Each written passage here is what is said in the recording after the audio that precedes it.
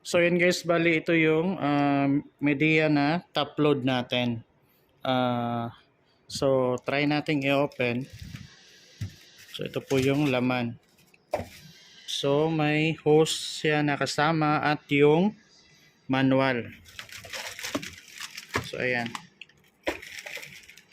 Itong hose po, ito yung ikakabit ninyo dito sa likod. Dito, may lagayan po ng hose. Ito po. Kakabit nyo po ito. Tapos ito naman yung sa gripo ninyo. So bali dapat naka-on yung tubig ninyo. Naka-on na yung gripo. Tapos dito sa loob maglalagay kayo ng dito maglalagay ka ng detergent dito. Tapos dito yung mga downy, ganyan mga Fabcon.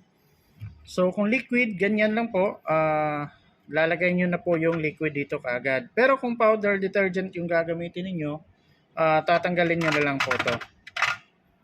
So dito yung mga downy ganyan o mga popcorn dito nyo ilalagay, tapos yung liquid or detergent dito. Basta tanggalin lang po kung detergent na powder.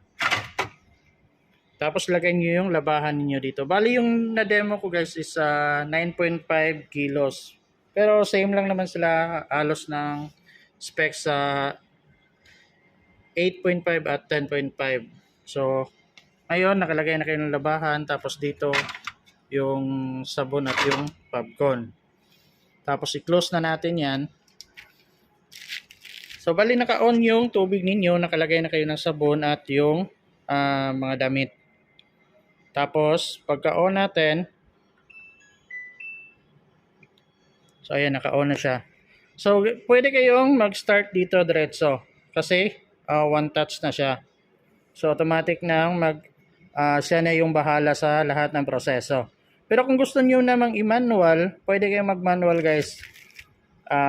Pindutin nyo lang po itong program.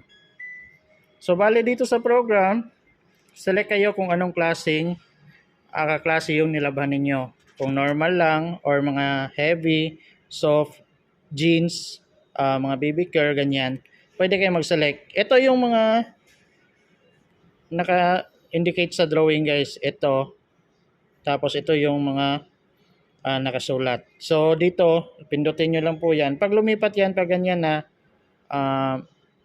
ibig sabihin yan, quick wash yan. Pag ganyan, nasa strong yan. Tapos pag ganyan, nasa heavy. Tapos ito soft.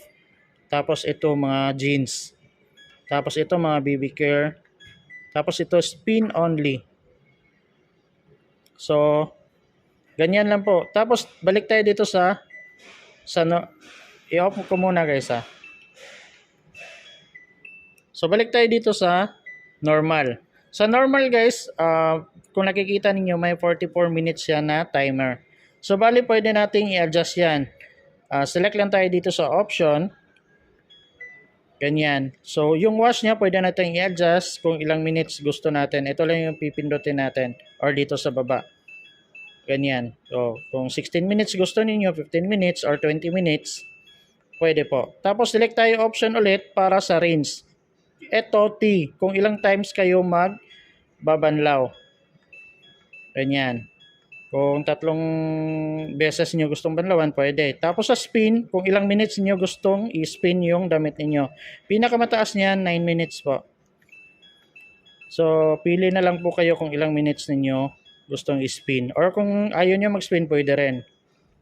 Pinakamababang spin is 3 minutes. Tapos kung gusto niyo mag-soak, pwede. Kung ilang minuto niyo gustong i-soak yung mga damit ninyo. Pwede 60 minutes, ganyan. 50, 60, 40, 20, ganyan. Pwede. Or wala, pwede rin. Or kung gagamit kayo ng swell level, pwede. Kung medyo madumi yung damit ninyo. Hanggang level 4 po. Tapos dito sa delay and pwede nyong gamitin yan kung gagamit kayo ng delay. Hanggang oras po yan. 8 hours or 9, 10. Ganyan. Pwede po. So, bali, off ko muna guys para ma-demo natin ng maayos. Pag off natin, pwede kayong mag-start na diretso or mag-select muna kayo ng program. So, ganyan. Bali ito yung indicator niya. So, pagka-select na nyo ng program kung anong klase yung nilabhan ninyo, kagaya niyan, quick wash lang tayo, 20 minutes, pwede na kayo mag-start. Or pwede nyo i-manual dito, pwede nyo adjustan yung time niya. Pero kung ayaw nyo na talaga ng abala guys, off ko muna. Ayaw nyo ng maabala, ayaw nyo ng maraming oras pa, pwede start na lang diretso or pwede start na or select kayo ng program muna. Tapos start na lang. So, bali i-off ko muna guys, tapos i-on natin ulit. So bali dito pala sa water level guys, kung naka-program tayo, kagaya niyan naka-normal.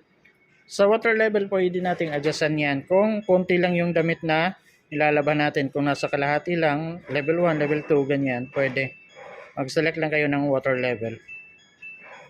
Pero kung nasa maximum naman yung damit na nilagay ninyo, automatic na po yan. So, ganyan lang. So, i-off ko muna guys. Try natin yung spin kasi wala kaming tubig dito. Dito lang tayo sa spin only. So, ayan. Bali 7 minutes yung spin. Tapos, start na natin kasi wala kaming tubig dito. Huwag kayong mag-alala guys kung sa tingin niyo naging 10 siya. Kasi 7 minutes lang talaga yung spin na nakaset sa atin. May delay po yan. Binabalance pa po niya yung mga labahan natin bago siya mag-start mag-ikot. So kung nakikita nyo, tumalo na siya ng 8 minutes. At pagkatapos niyan, iikot na yan.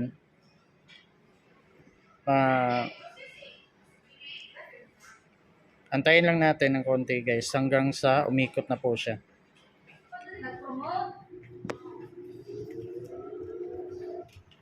So ayan, umikot na po guys. So ayan, huwag nyo na pong bubuksan kapag nakaikot na kasi mag-stop po yung process niya. At ito pala guys, pwede nyo adjustan dito sa bottom. Ito. Ayan, pwede nyo ikutin yan kung hindi masyadong pantay yung pagkakalagay. Ito. So take note po guys sa pagkalagay ninyo ng washing machine, naka-on yung tubig tapos nakalagay na kayo ng mga labahan dyan sa loob. Tapos may kahit walang softener or detergent. And maglalagay kayo ng downy, kung wala, pwede rin wala, pero dapat maglagay kayo ng mga detergent, powder man o liquid. Tapos take note guys, yung styro na pinagpatungan nito pagkadating sa inyong bahay, tanggalin nyo po, huwag nyo na pong gamitin yon kasi hindi na po pwede kasi bali lock yun sa ilalim para hindi pang travel kasi butas po yung ilalim nito.